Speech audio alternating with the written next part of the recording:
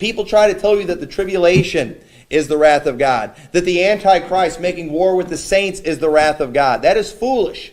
Okay? That is not God attacking us. That's the Antichrist attacking us.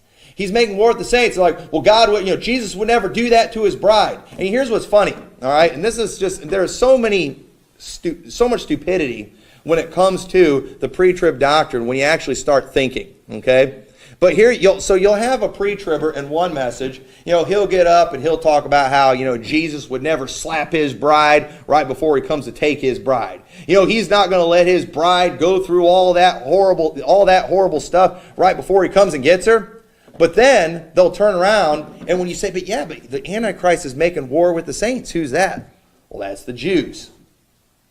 The Jews, huh? Well, then they'll say the Jews are the bride of God the Father. Okay, so Jesus wouldn't let anything happen to his bride, but God would let a lot happen to his bride.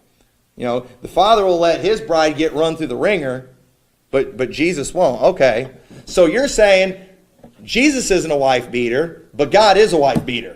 That's what they're actually saying if they would actually be consistent in their arguments. But they never have those two conversations together. They'll talk about the different brides in one message, but then they'll talk about, when they're talking about the tribulation, they'll use Jesus as a wife beater as an argument, and that's just foolish right there. And the truth is, this is not God beating up on his bride. It's the Antichrist doing it.